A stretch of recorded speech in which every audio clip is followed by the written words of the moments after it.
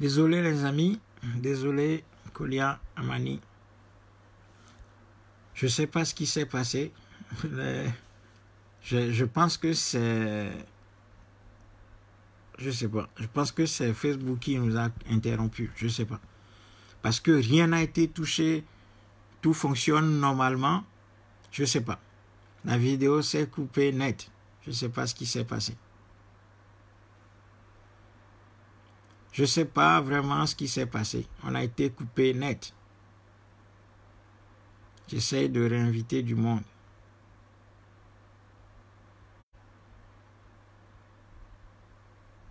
Je ne sais pas. Je ne peux pas vous dire. Je ne sais pas ce qui s'est passé.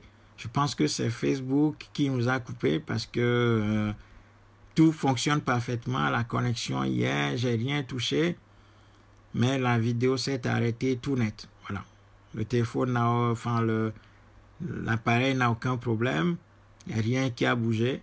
Sauf que la vidéo a été interrompue aussi nettement que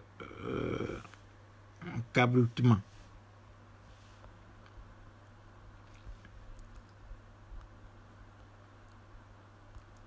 Je sais pas. Voilà. Je sais pas ce qui s'est passé.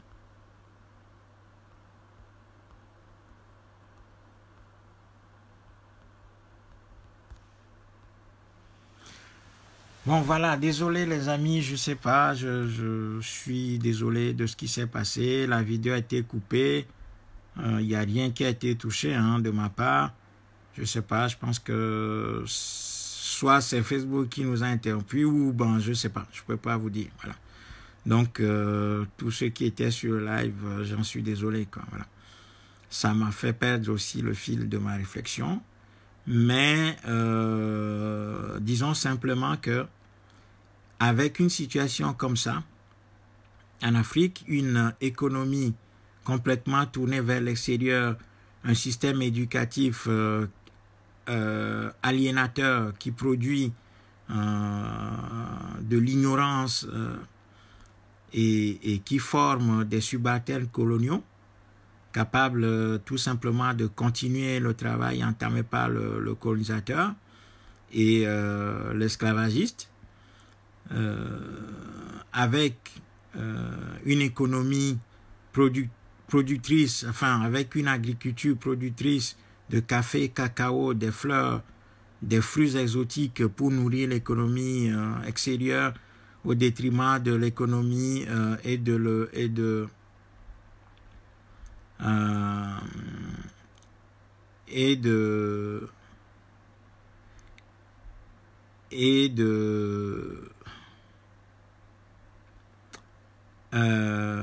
ouais, c'est un peu, voilà, c'est difficile de reprendre parce qu'il y a un élan qui a commencé. Bon, ça a été interrompu, mais avec un système comme ça en Afrique où tout est déstabilisé, avec une économie démantelée, avec une économie extravertie, avec toute la production destinée à nourrir le marché international qui nous livre en retour des produits finis de basse qualité avec des coûts très exorbitants.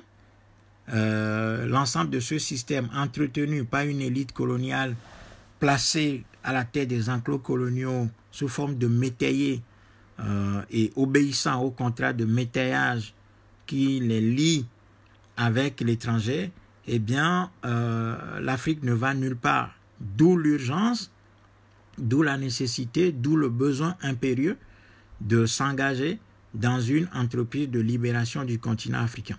Voilà, ça c'est la réponse à la première question, à savoir si nous avons l'absolu devoir de libérer ou pas le continent africain. Est-ce que nous avons besoin de reconstruire l'Afrique? Donc la réponse est oui, que nous avons besoin de reconstruire l'Afrique parce que les énergies africaines ne servent pas le continent africain dans le contexte actuel, puisque l'Afrique est dans les faits, dans la colonisation, tout s'opère contre nous.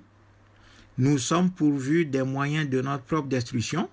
Nous développons des comportements d'autodestructeurs et nous sommes dans une situation où, évidemment, que à la première question, la réponse est absolument oui, nous avons besoin de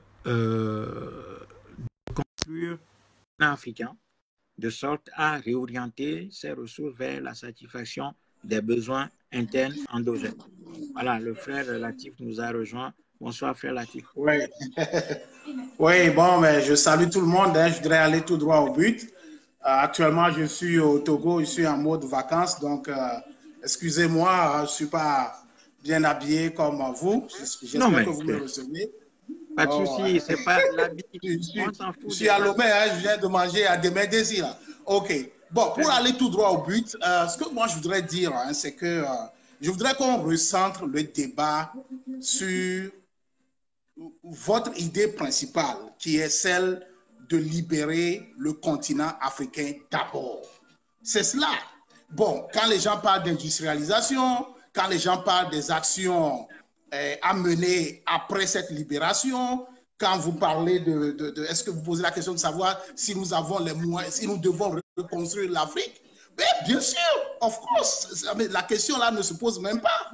L'Afrique est à reconstruire. Mais la reconstruction de l'Afrique doit être précédée d'abord par sa libération, la libération du peuple africain à travers la stratégie que vous proposez, que vous préconisez, et pour la stratégie que vous avez vendue, vous avez essayé de divulguer, de distribuer, de marteler aux gens.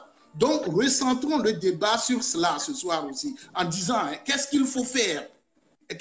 Quelles sont les étapes? Quelles sont les procédures? C'est quoi le plan? Qu'est-ce qu'il faut? Les actions à poser d'abord. Oui, l'éducation de la masse, la conscientisation et tout cela. Bon, il y a un adage qui dit nul n'entre ici s'il n'est géomètre. Tu vois, si nous sommes déjà sur ta plateforme, nous devons déjà comprendre que nous nous sommes éduqués jusqu'à un certain niveau. Ouais, et vrai. Là, nous rejoignons, voilà, un monsieur qui a une idée fondamentale. Les gens ont tout essayé. Ils sont dans d'autres idées que vous avez appelées les panafricanistes des élections, des votes, de reconstruction, de ceci, cela.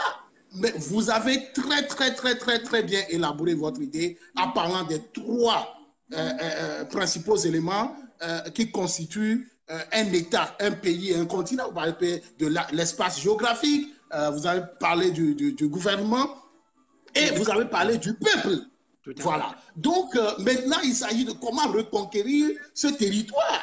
La conférence de Berlin 1884-1885, elle a balkanisé l'Afrique. Et c'est par là que les Européens ont commencé d'abord leur domination. Alors, si nous voulons renverser la vapeur, nous devons aussi commencer par là en reprenant d'abord ce qu'on nous a pris comme territoire géographique. Moi, j'ai voulu juste marteler tout cela parce que mademoiselle Gisèle, elle a élaboré là-dessus. Monsieur Rodriguez, ils ont parlé de l'industrialisation, de la puissance économique et tout ça. Oui, tout cela va venir. Tout cela viendra. Bon, maintenant, moi, j'ai évoqué le cas de Kagame. J'ai dit que c'est un mauvais exemple. Et c'est un mauvais exemple. Mais c'est juste pour montrer, c'est-à-dire lorsqu'on veut atteindre un objectif, il y a toute une stratégie à mettre en place. Il y a un premier acte à poser d'abord qui est sine qua non, qui est important. Et dans le cas d'espèce, c'est la libération de l'Afrique. Par quel moyen? Vous l'avez bien dit, la révolution, en nous basant sur l'histoire de tous les pays qui ont conquis ou qui ont acquis leur libération à travers le même procédé de libéralisation, de révolution des peuples, spontanément, du nord au sud, de l'est à l'ouest. Bon, moi, j'ai voulu juste enfoncer un peu le clou sur cela pour que nous revenions. Parce que, M. Kogli, lorsque vous répétez cela, cela va ancrer. Moi, j'ai partagé vos trucs dans beaucoup de groupes, même sur RFI. Il y a le groupe de Claudicia et tout ça là. Il y a des groupes dans lesquels je suis, ceux qui aiment Fatou et tout ça là. J'ai partagé tout cela dedans et je sais que progressivement, l'art de l'enseignement, c'est la pédagogie. L'art de la pédagogie, c'est la répétition. Répétez-vous, répétez cela aux gens. Dites-le jusqu'à ce que cela ne soit ancré dans les esprits. Et que ce soit en langue vernaculaire ou en français, faites-le comme vous le faites. Je vous encourage beaucoup. Continuez. Et le chemin peut être long, mais ça va aboutir. Les gens vont délaisser les poupées décalées et tout cela et se rendent compte maintenant que ce qui est important, c'est ce que vous faites ici.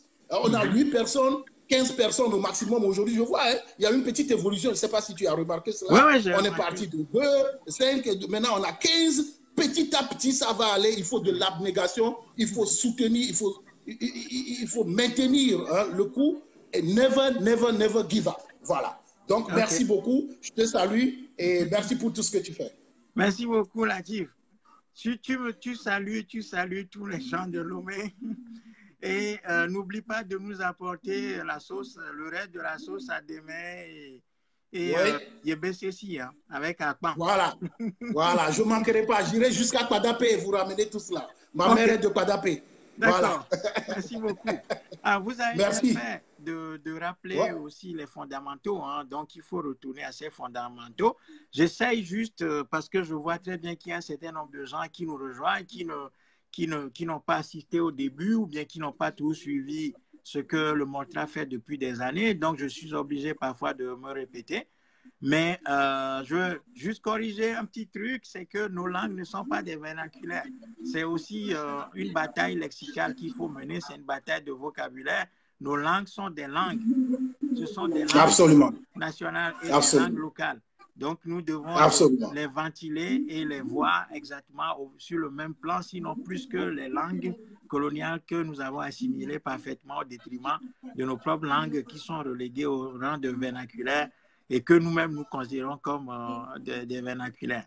Donc, ça, c'est juste une petite parenthèse. Mais disons que pour te répondre sur l'étape, hein, l'étape qui est la première à franchir, il s'agit d'abord, si les gens qui nous suivent ont compris l'idée centrale que nous avons émise depuis des années, la démarche qui doit suivre directement, c'est la mise en place de des organisations.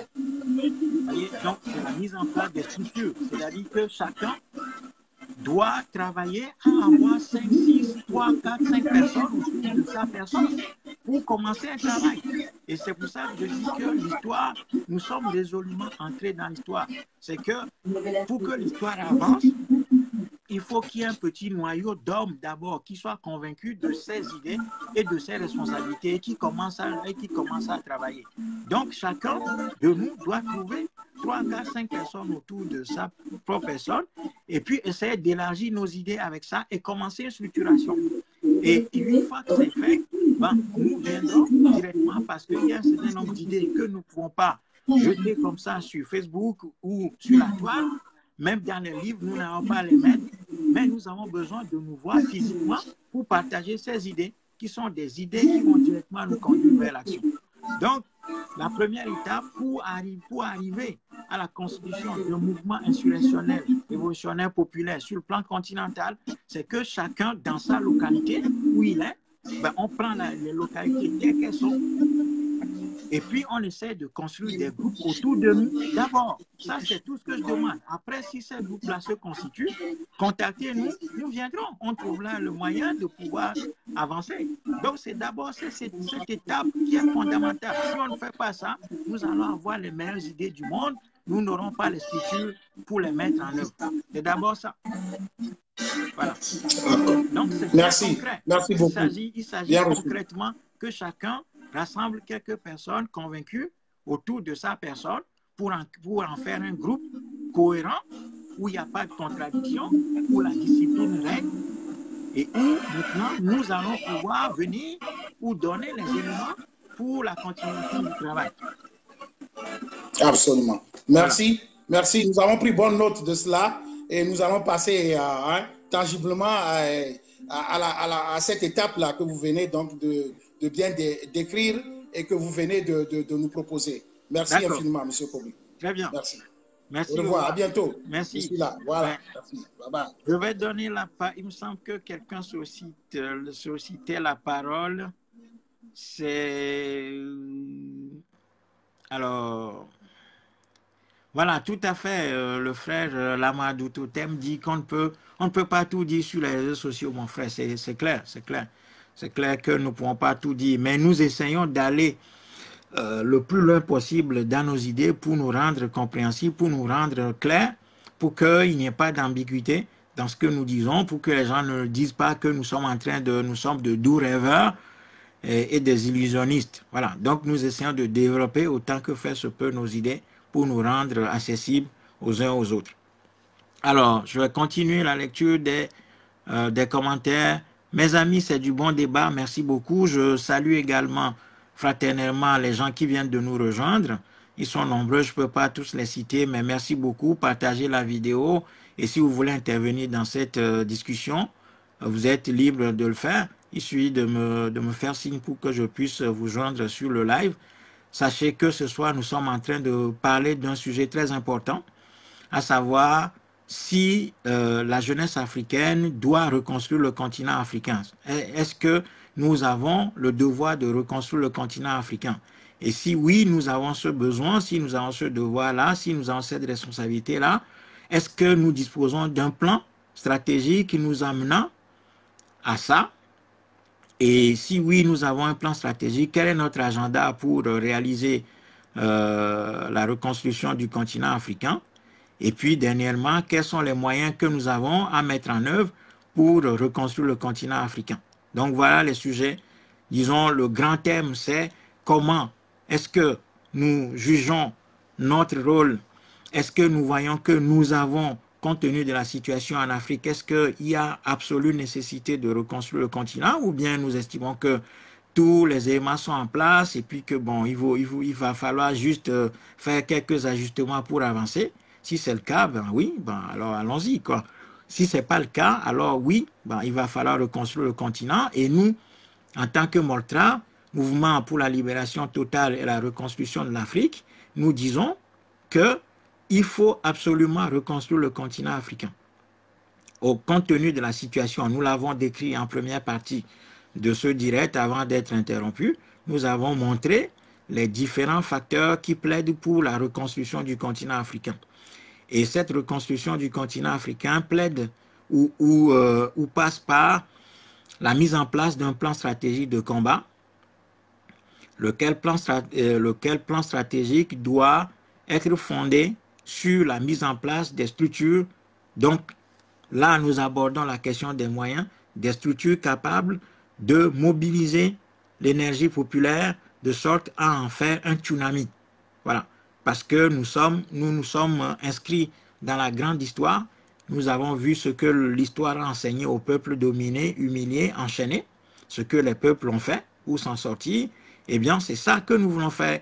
Et dans l'histoire de l'Afrique, il y a des gens tels que Amilcar Cabral qui ont commencé ce travail de libération continentale en allant mobiliser les ressources africaines, non pas chez les élites coloniales, fabriquées de toutes pièces par les corps colonial et le catholicisme et le protestantisme colonial avec le born again, mais auprès des populations dans les campagnes, parce que c'est là l'Afrique véritable qui n'a pas été pervertie par le système colonial. Donc, il y a un travail de mobilisation des énergies à faire dans l'Afrique profonde. Et ça, ceux qui ont compris l'histoire et qui ont compris les lois et les principes de fonctionnement de l'histoire sont à même de faire ce travail-là, non pas en voulant coûte que coûte convaincre l'élite coloniale qui est fabriquée dans les universités, dans les écoles africaines et qui est prédisposée à continuer dans le créneau colonial, quoique quelques personnes peuvent être récupérées. En tout cas, il faut diversifier nos tentatives, il faut orienter nos discours vers toutes les couches de la population, mais le travail essentiel doit être fait auprès des populations vivant dans les campagnes, parce que les villes présentent d'autres aspects qu'au fur et à mesure nous allons expliciter, que nous allons développer pour comprendre comment il faut travailler les villes à la différence des campagnes et de l'Afrique profonde. Voilà, parce que c'est là que se trouve l'énergie vitale nécessaire à la renaissance de l'Afrique. Car la renaissance de l'Afrique ne viendra pas des diplômés de Harvard, de Sorbonne, de Pékin, de Toronto et d'autres universités qui sont faites pour semer dans le crâne des Africains des idées qui vont continuer par inscrire l'Afrique dans le rôle de serviteur de l'économie mondiale. Voilà. Donc, voilà les sujets. Alors, quelqu'un me dit la lutte contre la corruption s'impose en Afrique, transfert des fonds dans un... Bon, tout ça, c'est des choses qui viendront au Togo Bond. Pour le moment, nous voulons nous limiter à la première étape, qui est la construction d'un véritable mouvement de libération du continent africain. Nous avons déjà parlé de toutes ces questions de lutte contre la corruption. La lutte contre la corruption ne viendra pas de l'imitation de l'homme blanc, avec des juges africains qui portent les toges et des avocats qui vont chercher à défendre coûte que coûte les corrompus et les corrupteurs, en trouvant des artifices de droit pour dédouaner les crimes et tout ça. Et les tribunaux qui vont se calquer sur la base... sur ce que les Occidentaux font avec un système extrêmement corrompu qui se développe dans ces sociétés-là. Mais quand nous allons refonder l'Afrique, la lutte contre la corruption prendra toute une autre forme. Et ça a été déjà envisagé par un des artistes les plus lucides du XXe siècle, à savoir Fela Aníkúlápó Kuti, qui avait déjà imaginé comment, disons, on va lutter contre la corruption en Afrique. Donc ça, c'est des choses qui existent, nous les savons très bien. Donc, quand l'Afrique sera reconstruite, nous allons mettre en place un système qui va lutter contre la corruption. Ça, il n'y a même pas de discussion là-dessus. Tout va être reconstruit en Afrique. Nous sommes capables, nous sommes des descendants des pharaons, nous sommes des descendants de grands rois africains incorruptibles qui ont développé une société africaine bien équilibrée avec la vérité, la justice et la solidarité comme principe de fonctionnement. Si bien même que les premiers Arabes, les Ibn Battuta, les Ibn Khaldoun, qui ont sillonné le continent africain, avaient vu une société africaine extrêmement digne où la corruption et le vol n'existaient pas. Voilà. Ça, c'est des choses que nous ne savons pas, que nous avons oubliées, que l'école coloniale ne nous enseigne pas. Donc, l'Africain, d'antan, était caractérisé par une honnêteté. Hein? Il n'y avait pas de corruption chez nous. Voyez? Et une fois que nous allons libérer l'Afrique, nous allons reprendre, nous savons ce que les dirigeants africains de l'époque ont fait pour que la corruption ne soit pas ne règne pas au sein de notre peuple. Voilà. Donc tout ça, c'est des choses qui vont arriver. Mais pour le moment, il faut se concentrer sur le travail de la construction d'un mouvement révolutionnaire, sur la trace de ce que quelqu'un comme Amilcar Cabral a fait. Voilà. Alors, quelqu'un me dit, est-ce qu'on peut parler de ce qui nous concerne, afin que tous les Africains le sachent? Bon, je n'ai pas très bien compris. Ça, c'est Koli Amani qui pose la question à mon frère Lamadou. Bon, je pense qu'il y a des débats qui se déroulent. C'est très bien. Il faut qu'on utilise cet espace-là que Facebook nous offre pour discuter, pour nous connaître les uns les autres et puis essayer véritablement d'aller dans le sens de la constitution du mouvement tel qu'il se doit. D'ailleurs, nous sommes très en retard sur les réalités. Normalement, nous devons déjà être à une étape de déploiement du plan stratégique déjà.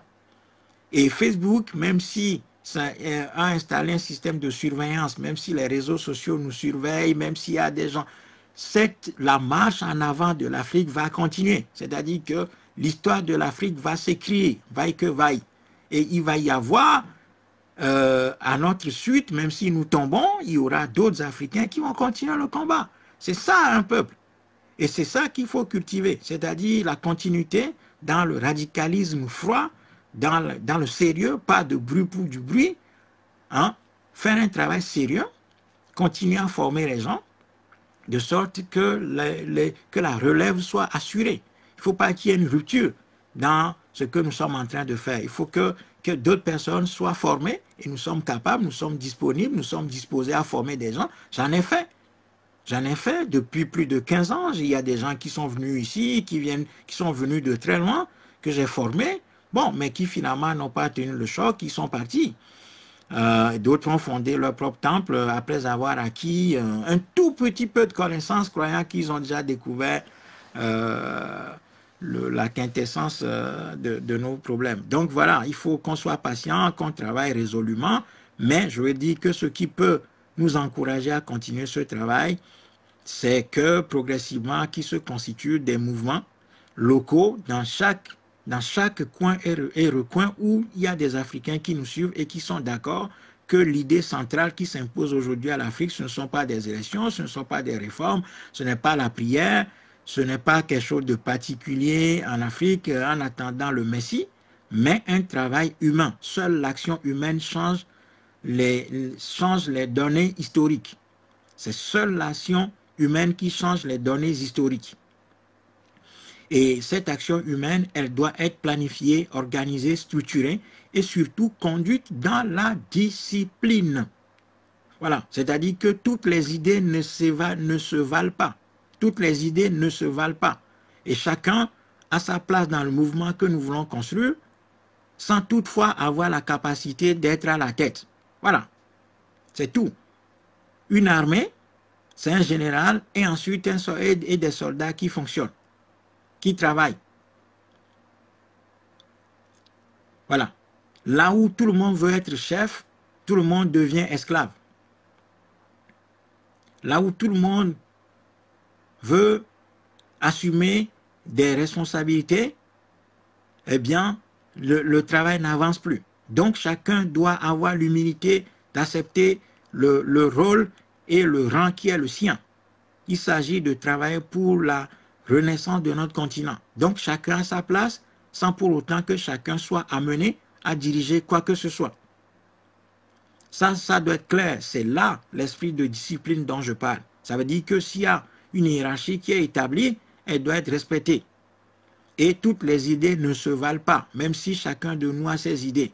C'est-à-dire que l'idée consistant à dire que nous sommes en démocratie et que moi aussi j'ai raison, tout le monde a raison, et que c'est l'addition des raisonnements fausses, bonnes, moins mauvaises, très fausses, sophistes, etc., que c'est la coalition de l'ensemble de ces idées qui donne la vérité, c'est faux. Ça, c'est de faux raisonnements qui nous empêchent d'agir. Il y a des idées qui sont absolues, qui peuvent s'imposer et qui peuvent être centrales dans un mouvement autour desquels les gens doivent s'opérer. Ça, c'est des choses concrètes. C'est-à-dire qu'il y a des autorités. Si vous pensez que, si vous voyez que la pensée de Socrate, de Karl Marx ou des choses comme ça s'imposent encore dans des sociétés, des idées de la philosophie de Socrate ou des choses comme ça s'imposent encore dans les sociétés, c'est qu'on en a fait des autorités. On en a fait des doctrines autour desquelles les mouvements les mouvements sociétaux s'opèrent. Donc, nous devons s'inscrire dans cette dynamique-là, avec résolument un esprit de discipline.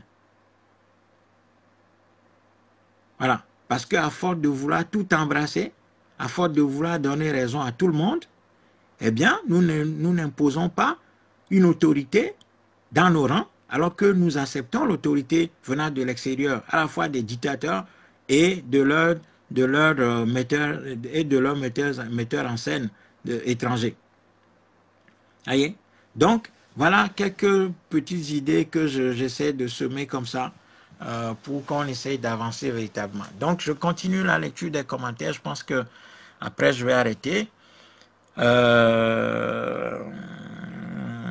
y a le frère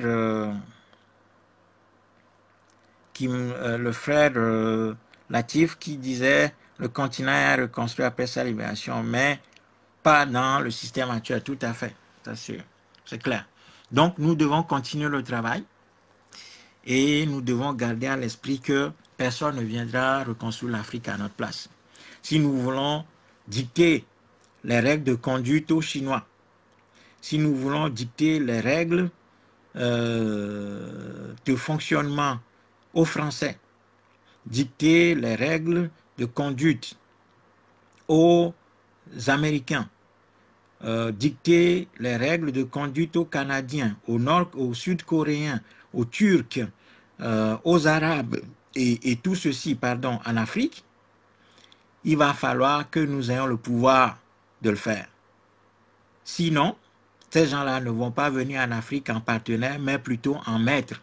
Voilà, parce que ces gens ont trouvé ou trouvent l'Afrique dans un état de faiblesse tel que il n'y a rien à faire dans ce sens. Voilà, on ne peut pas, l'esclave ne peut pas, ou les dominés qui n'ont pas encore brisé leur fer ne sont pas en capacité d'imposer quoi que ce soit à leurs dominateurs. Donc la Chine et les autres pays qui sont présents en Afrique vont continuer à faire la loi et nous dicter les règles du jeu. Et nous, à nous de les subir. Mais si nous voulons sortir de ça, il va falloir absolument reprendre les luttes d'indépendance parce que les indépendances africaines n'ont pas abouti.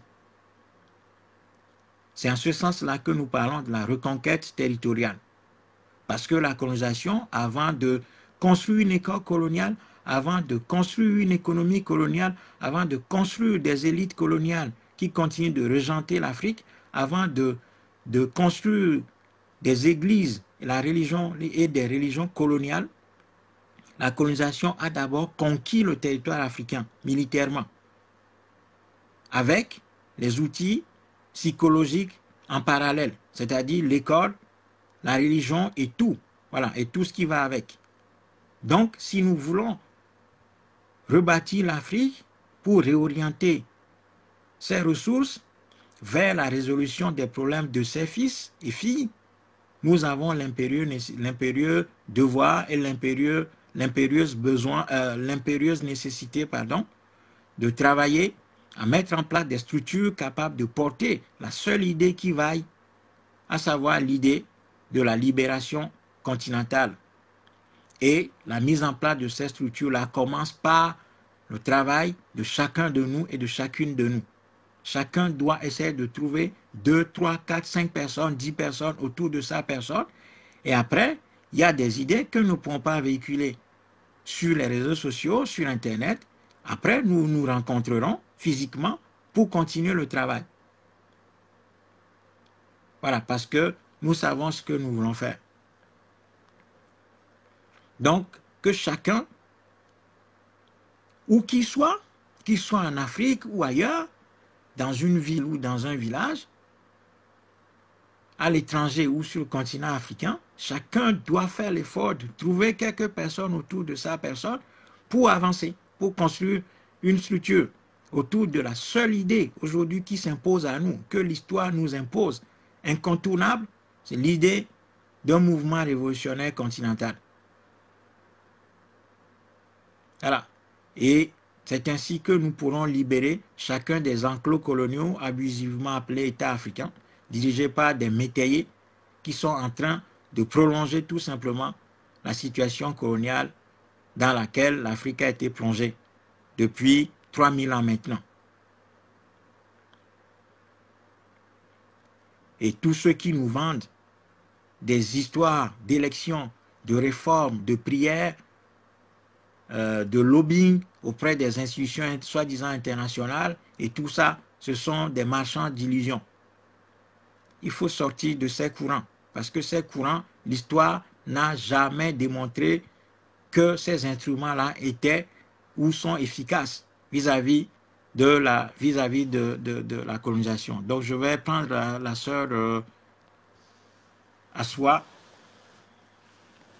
qui souhaite prendre la parole.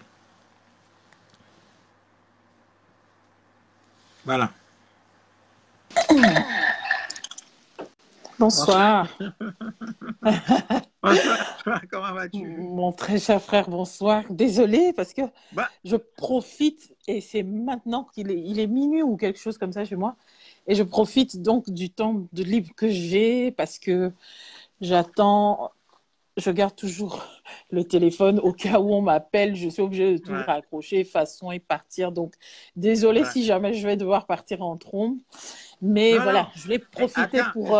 Je dois d'abord dire un mot. Attends, je vais d'abord dire un mot. Je suis très content de t'avoir. Oui, c'est gentil. Parce que tout d'abord, les femmes, nos sœurs ne sont pas suffisamment présentes. Ça, je le déplorais. C'est ce que j'allais dire. Ouvres le bal. Voilà, donc merci beaucoup. Ça me fait plaisir de te revoir. On s'est vu il n'y a pas très longtemps. Ça me fait très plaisir de te Voilà, revoir. d'accord. Voilà. Mais écoute, tu comprendras que je n'ai pas suivi ma sœur Alida Yabré, bonsoir. Et je profite moi aussi de dire bonsoir. Je vois que ça se défile là. En tout cas, c'est bien.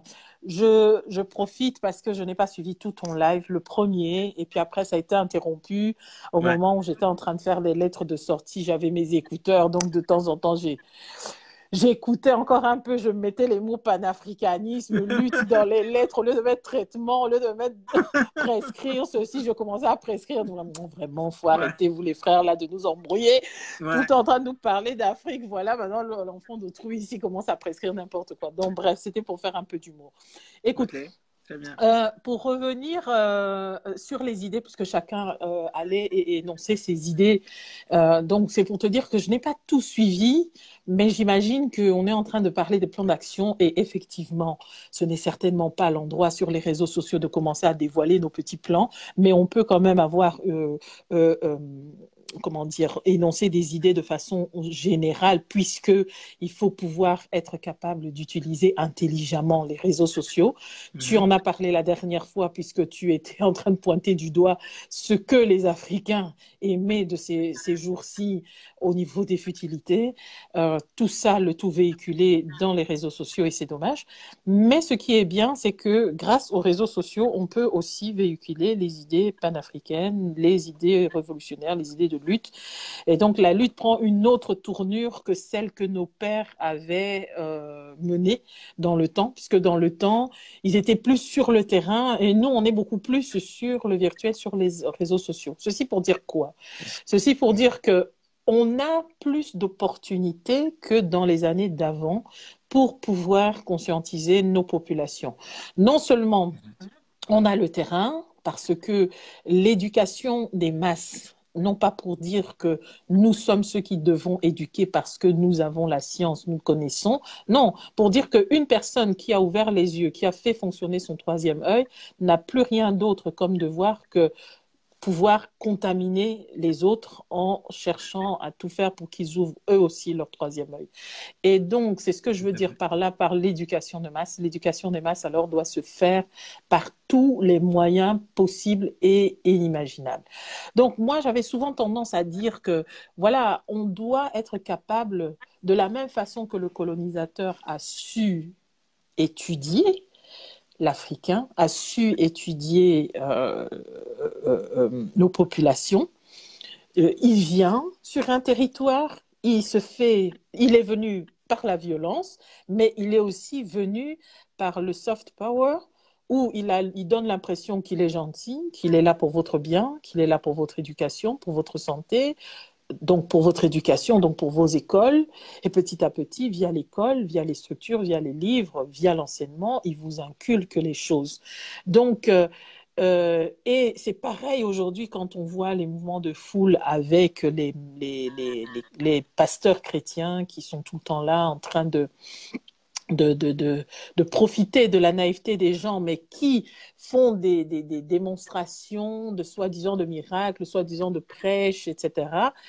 Moi, je pense qu'il faut apprendre à connaître notre peuple, qu'est-ce qui intéresse nos populations et comment arriver donc à trouver un moyen pour injecter ce message-là par effet de masse tout en utilisant tous les moyens possibles. Ça peut être donc via les écoles, ça peut être donc via des associations comme les associations de femmes dans mon pays ou au Congo, Kinshasa, on appelle par exemple des muziki, c'est-à-dire que des femmes qui s'associent pour venir en aide à d'autres femmes, supporter par exemple des femmes veuves, des actions sociales, mais quand on fait ces actions sociales-là, on inculque le panafricanisme et l'idée de la révolution. Ça peut être, je ne vais pas venir détailler les choses ici, hein, l'affaire ici c'est comment, on n'est pas là pour commencer à dire nos méthodes ou nos façons de faire. Non, pas du tout. Ce que je veux dire par là, c'est que tous les moyens sont bons pour conscientiser un peuple. Nous, pour le moment, on le fait pour la plupart du temps via des vidéos, des lives, comme je te disais, moi, je t'ai connu via des vidéos. J'avais même oublié ton nom. Je savais juste que je suivais tes vidéos sur YouTube et tout. Donc, voilà, on utilise les réseaux sociaux, on fait tout pour que le message passe par les réseaux sociaux, par des publications. Ça peut être par des livres que les gens peuvent écrire ensemble. On n'est pas obligé d'être écrivain tout seul, parce qu'il y en a d'autres qui n'ont pas la capacité d'écrire tout un livre tout seul, mais ça peut être des gens qui peuvent s'associer.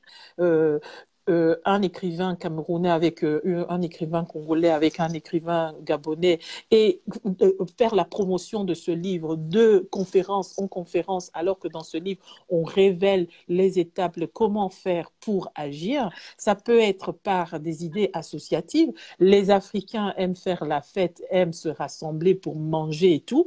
On peut très bien trouver des moyens où, pendant des rassemblements, on dit, ben voilà, rassemblement fraternel pour se soutenir pour une fin d'année, etc. Mais pendant ce temps, on prépare un discours bien fait où les gens sont là pour recevoir ce qu'il faut. L'Africain est très réceptif à un message quand il s'agit de lui parler du bien, de où il vient et de qui il est. Donc, il est vraiment très important de trouver des moyens, des méthodes, des stratégies. Tout le monde n'a pas envie, par exemple, de descendre dans la rue et de dire on va marcher, on va faire une marche, on va faire une révolution en prenant nos gourdins, nos pierres et on descend dans la rue, ou bien on va aller prendre la radio ou la télé ou je ne sais pas quoi. Non, tout le monde n'a pas ce courage. Pourquoi? Parce qu'on sait très bien qu'on a affaire à des sauvages, des gens brutaux qui sont dans nos pays, des militaires qui te tirent des balles en caoutchouc, des balles réelles, on n'en sait rien.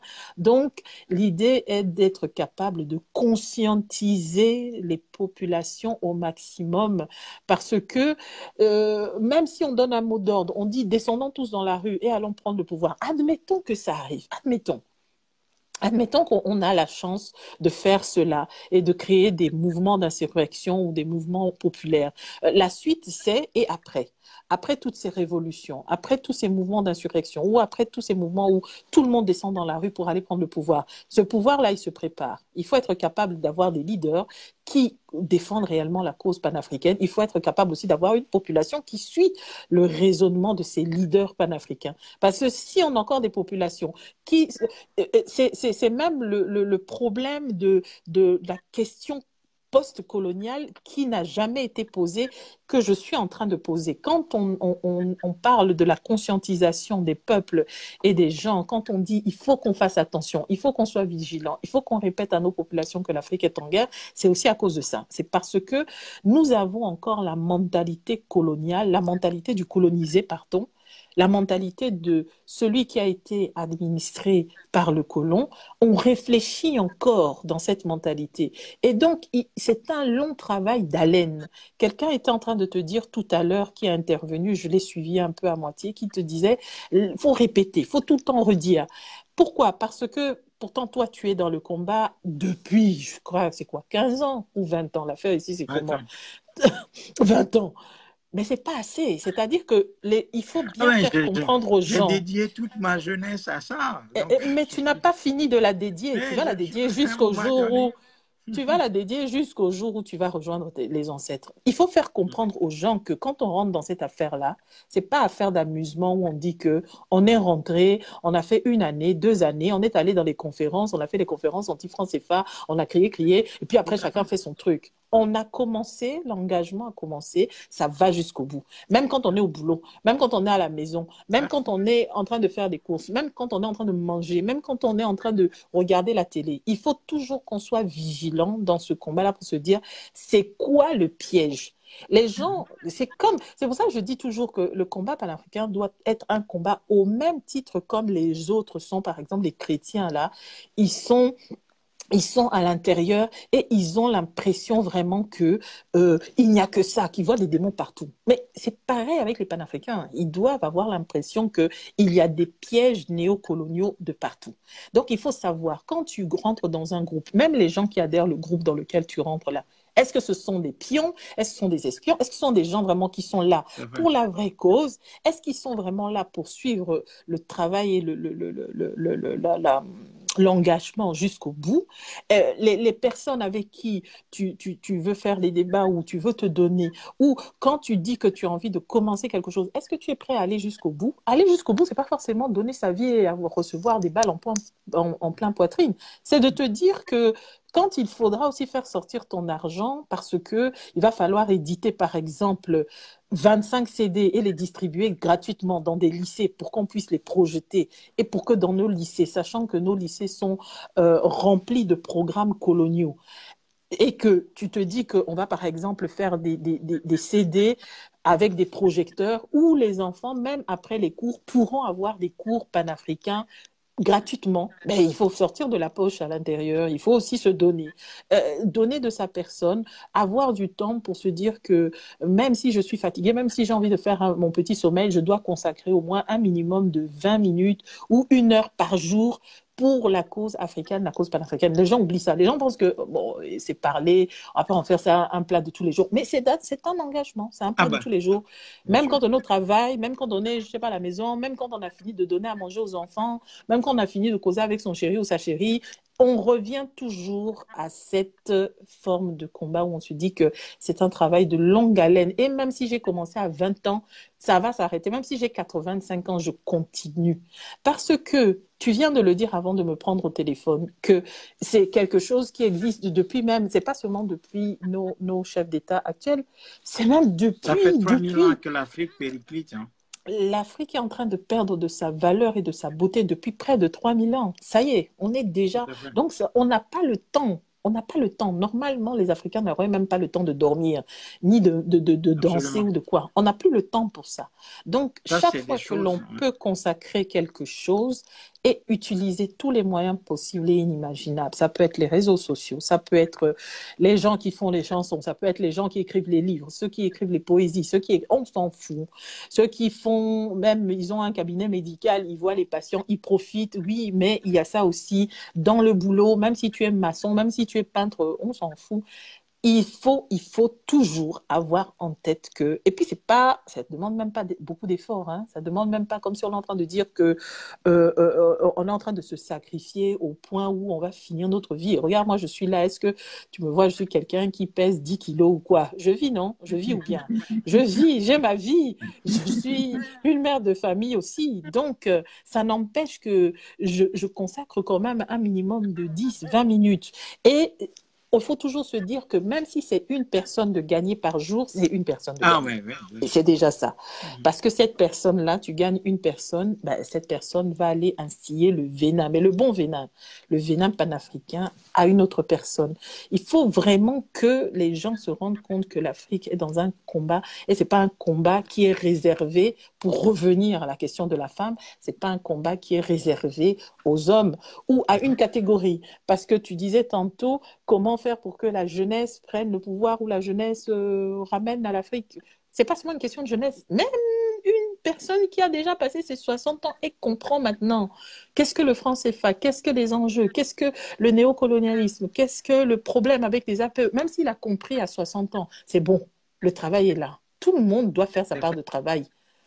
Tout le monde, ça intéresse tout le monde. Que ça commence à l'âge de la raison où on commence à se dire que la personne, même les enfants, dès que les enfants ont déjà l'âge de comprendre que non, tes ancêtres, ce ne sont pas des Gaulois, tes ancêtres, ce sont des éminentes personnes qui ont vécu pendant des années avant, lui aussi peut dire à ses amis, ben, écoute, non, ben, nous, on descend des pharaons et c'était des gens bien qui faisait de grandes choses, qu'on a découvert la médecine, qu'on a découvert... C'est tout le monde qui est à l'intérieur de ça. Hein. Tout le monde doit conscientiser chacun. Toute personne éduque toute autre personne et c'est un travail qui doit se faire de façon de longue haleine. Je vais peut-être m'arrêter là parce que même si le téléphone n'a pas sonné, il faut que je reste concentrée et tout et que je ne sorte pas trop du thème parce que je n'ai pas tout suivi de la discussion, donc je ne veux pas être... Ah oui, je voulais aussi dire quelque chose parce que il y a quelque chose qui m'a titillé et tu parlais des élections en disant mais ça sert à rien et tout. Ah, je voulais quand même te rappeler. N'oublie pas, je viens de te dire tout de suite, il faut utiliser les armes que les autres utilisent. Il faut comprendre, il faut qu'on fasse ce travail psychologique d'étudier notre peuple. Notre peuple aime les élections. Les gens aiment les élections maintenant. Depuis que le blanc est venu me montrer que non, vous là, vous devez avoir élection. Le peuple aime les élections. Donc, les élections doivent nous servir, non pas pour dire que grâce aux élections, on va arriver au pouvoir. Non, non, non, non, non. Parce qu'on sait très bien qu'on ne va pas arriver au pouvoir avec les élections. On sait très bien que les élections ne sont pas là pour faire arriver les panafricanistes au pouvoir. Pourquoi? Parce qu'il y a trop de corruption, parce qu'il y a un système mafieux. Si déjà même en Europe, eux-mêmes, leurs élections, c'est truqué, c'est bizarre. On a toujours les mêmes partis qui sont là. Si ce n'est pas les républicains, c'est des démocrates. Si ce n'est pas des gens de droite, c'est des gens de gauche, c'est PS ou je ne sais pas, UMP ou le centre ou quoi. Si ce n'est pas les gens de Angela Merkel, j'ai oublié leur nom. C'est toujours les mêmes choses. Les travailleurs ou bien La CDU. La CDU, ou bien si ce n'est pas chez les Britanniques, les travailleurs et le parti travailliste, et je sais pas, c'est toujours les mêmes. Les gens ne se posent pas des questions. Ils ont toujours l'impression que parce qu'on change de tête, on change de quelque chose. Mais au fond, les systèmes sont toujours les mêmes. C'est toujours les mêmes systèmes qui ont des intérêts capitalistes qui sont à l'intérieur. Et donc, c'est pareil. Donc, nous, on ne viendra pas au pouvoir grâce aux élections, mais on peut utiliser les élections pour se faire entendre, parce que c'est une plateforme aussi intéressante pour être capable de faire entendre sa voix. Quand tu as, par exemple, eu l'élection présidentielle en France, on savait très bien que des gens comme des... J'ai oublié son nom là. Il y en avait un là qui... Bon, il y a les Besancenot,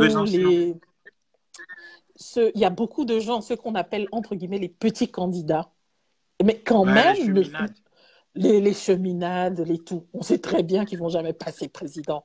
Mais ils utilisent cette plateforme électorale, ce moment où la nation a les yeux rivés sur eux pour faire passer un message fort. Et c'est pour cela que je dis c'est toujours important d'avoir quand même des groupes panafricains qui infiltrent les élections, qui font tout pour se présenter à ces élections. Parce que les gens sont réceptifs à ce moment-là d'écouter le discours politique.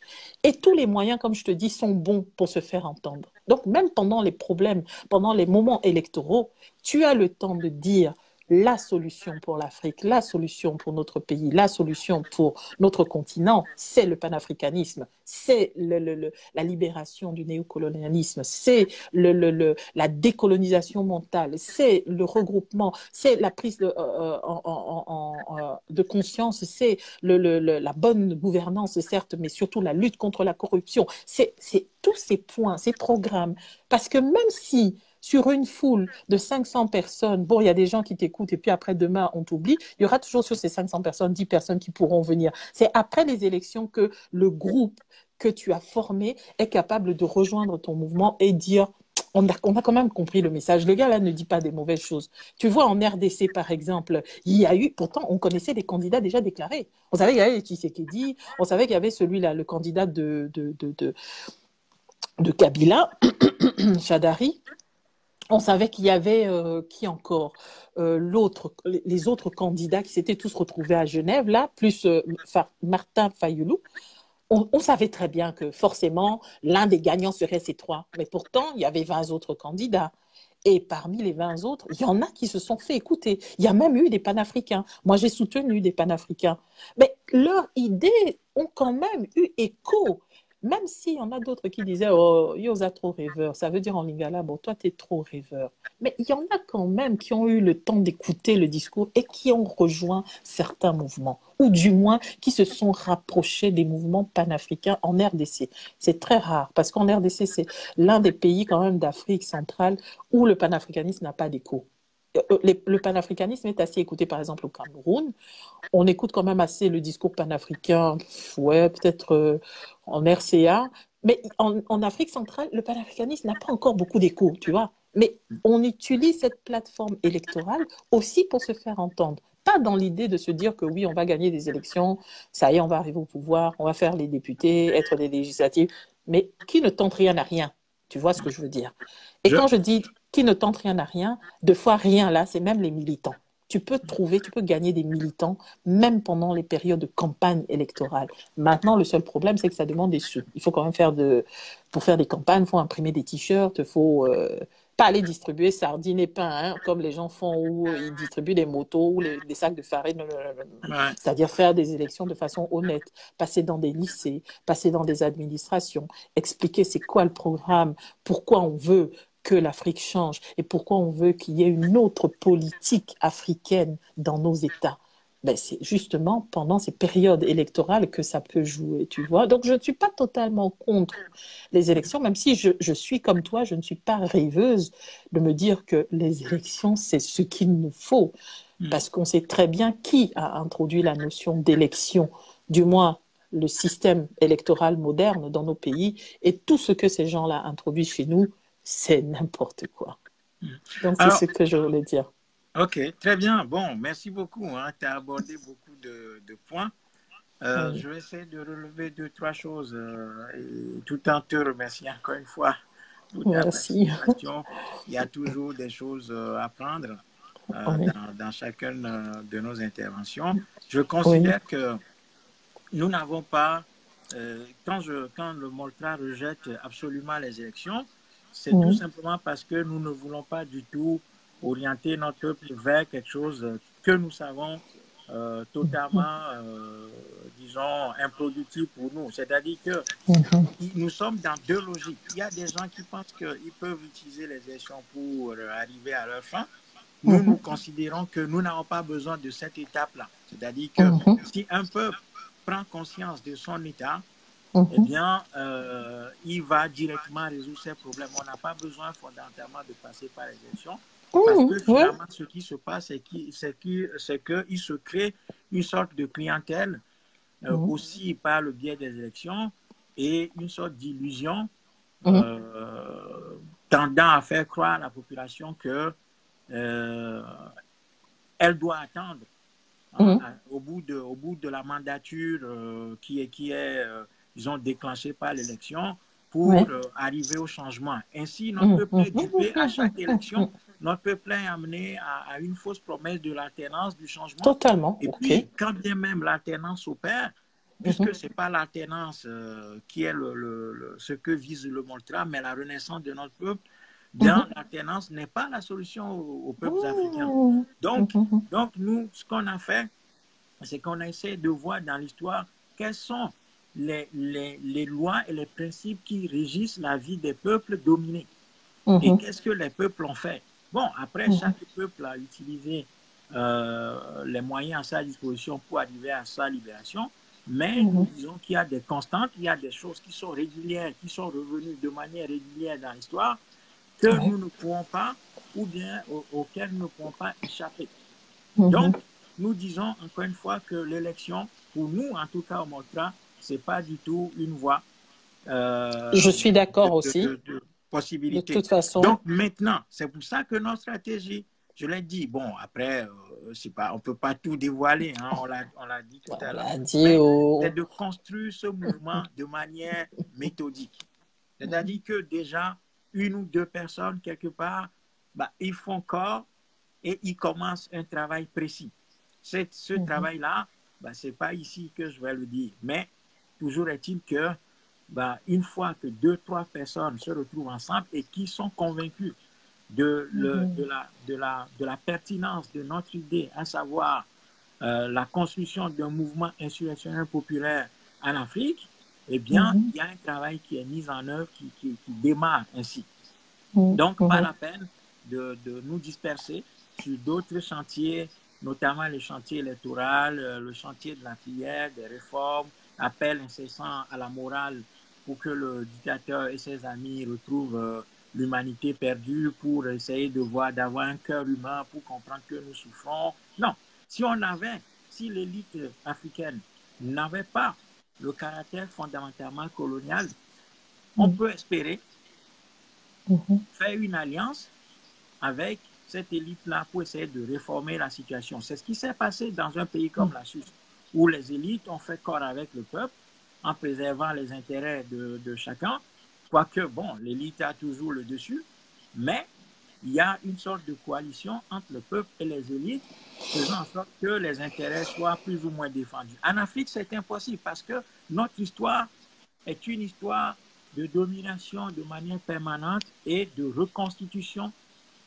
de la société africaine via une élite qui est totalement vouée aux intérêts étrangers tout en défendant les miettes que secrète le système qu'elle entretient. Donc voilà pourquoi nous sommes tout à fait opposés à tout ça pour aller directement au but et voir ce qui est notre devoir. Parce qu'en Afrique, on a aussi tendance à toujours vouloir trouver des artifices. On est très intelligent, c'est-à-dire qu'on va tout vouloir prendre le grain sur le piège sans être pris par le piège. Hein? Et ça, c'est aussi une manifestation d'un esprit qui ne veut pas véritablement assumer ses responsabilités. Donc, nous, on a évalué tout ça et on a dit non, pour nous, c'est clair, même s'il faut 100 ans pour que notre idée s'implante, il n'y a pas de souci. Il n'y a pas de souci, on va continuer à travailler sur cette ligne-là, gagner les esprits progressivement et tout le monde verra que l'histoire a indiqué une voie aux Africains. Si, après tout, comme je l'ai toujours répété, si nous ne sommes pas capables d'assumer cette voie-là, ça c'est notre affaire. Mais l'histoire ne va pas changer, les règles de l'histoire ne vont pas changer en fonction de notre incapacité ou de notre intelligence à vouloir trouver des solutions en dehors de ce que les lois de l'histoire et des règles de l'histoire prescrivent au peuple qui sont dominés. Ça, c'est le premier élément. Le deuxième élément, c'est que... Eh, mon frère, tu parles.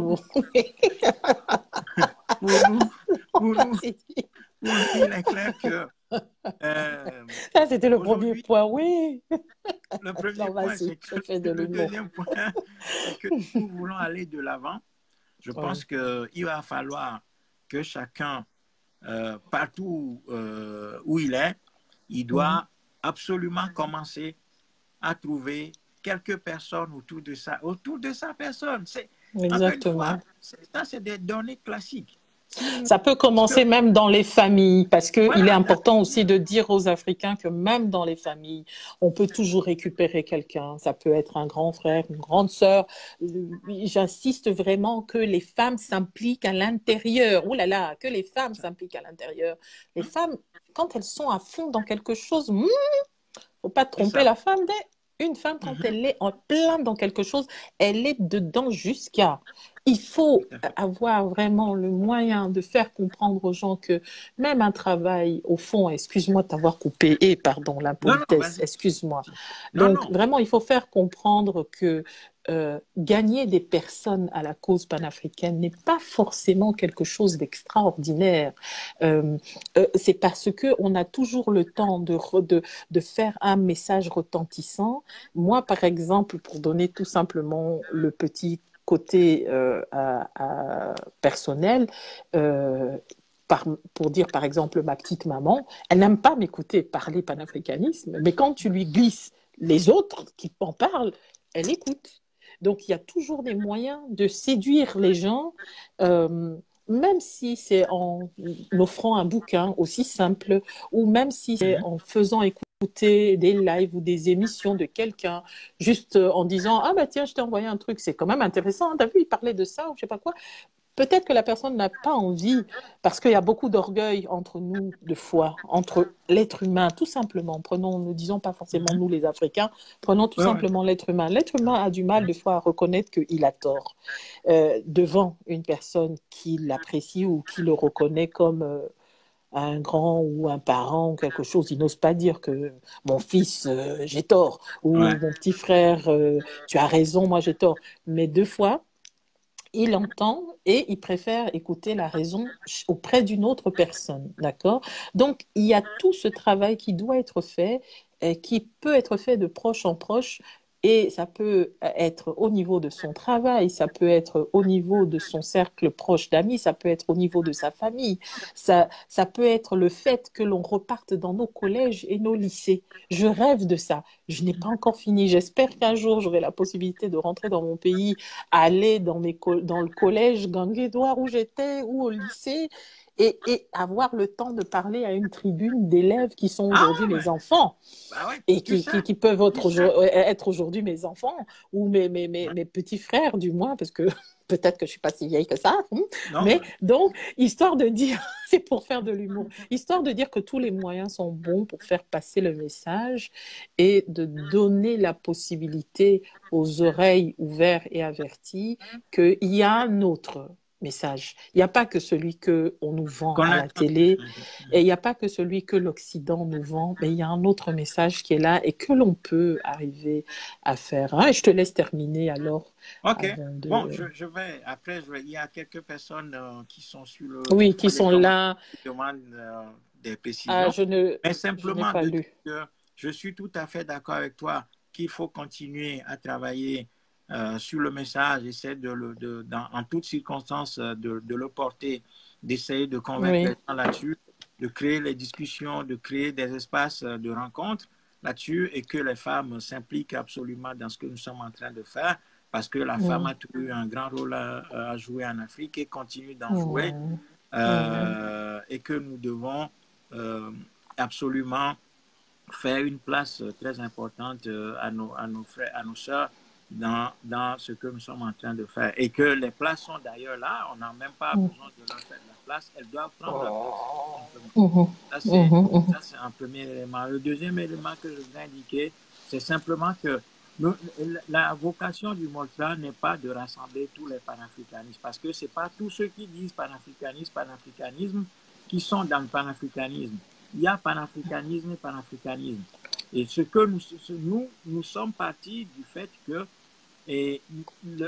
l'histoire, elle est la fille de la géographie. C'est-à-dire que lorsque un peuple veut construire une civilisation, ou bien reconstruire une civilisation parce qu'ayant été dominée, ces institutions étant détruites, il va lui falloir absolument reprendre la maîtrise physique de son espace.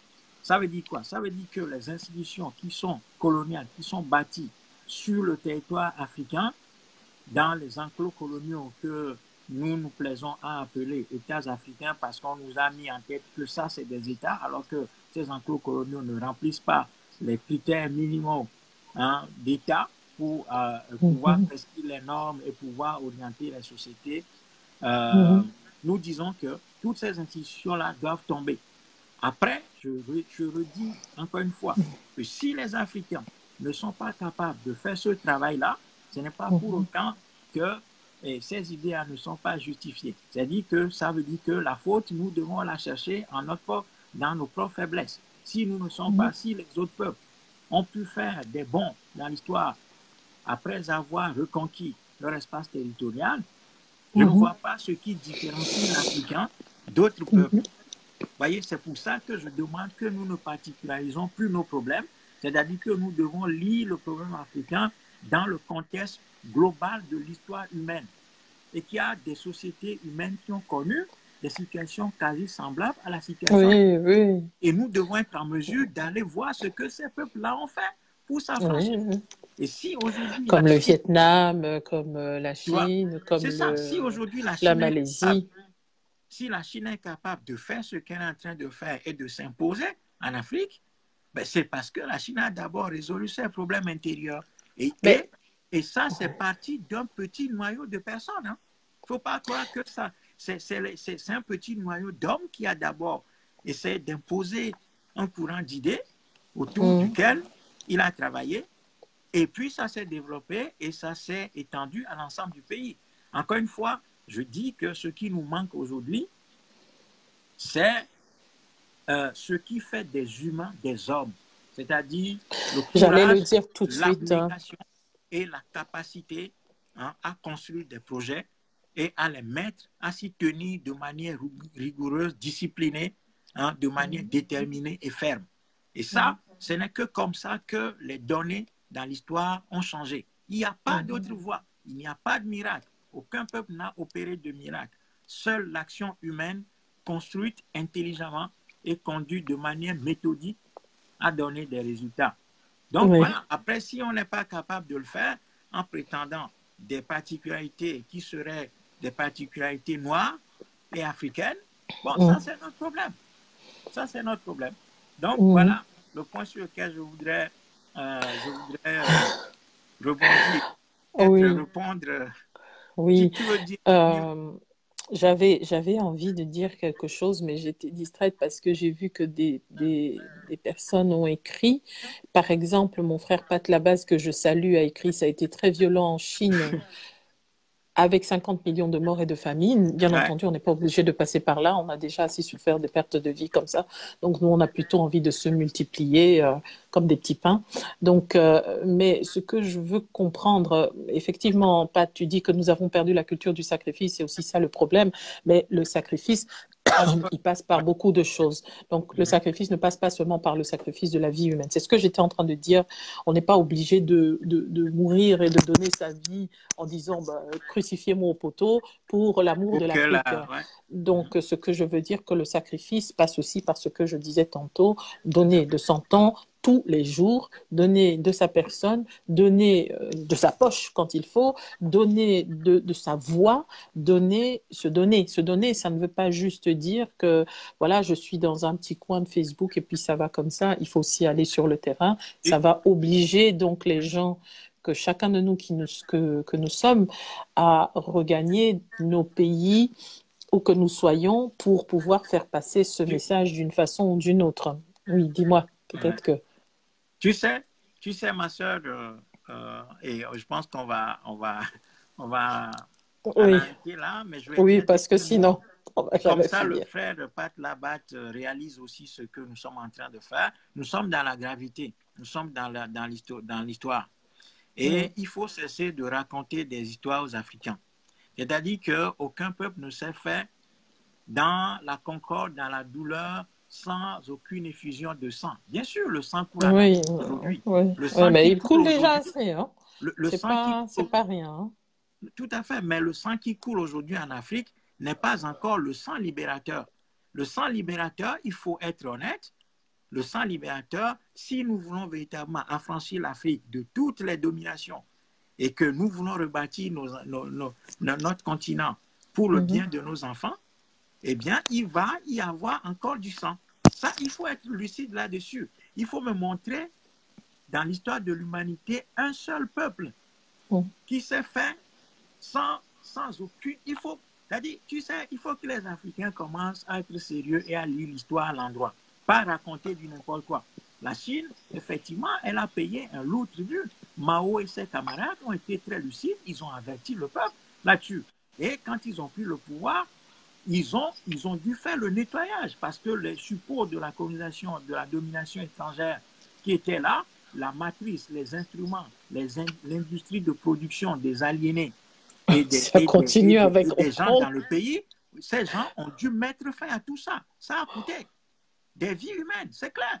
Donc, il ne faut pas que les Africains, la grande histoire, je renvoie nos auditeurs à la lecture du livre de Edem Kodjo et Demain l'Afrique. Pourtant, tout le monde sait comment Edem Kodjo était un homme assez très mou, hein, très consensuel. Je ne le connais pas. Merci. Très bien, dans toute l'histoire de l'humanité, hein, les peuples, les nations, les grandes nations qui ont fait leur unité aussi bien territoriale qu'anthropologique, sociétale, ont été faites dans la douleur. Donc, il faut que les gens arrêtent de raconter du n'importe quoi. Ça, c'est des choses qui m'énervent parce que nous avons... Il y a ma couleur, il ne faut pas s'énerver. Donc, ça dit que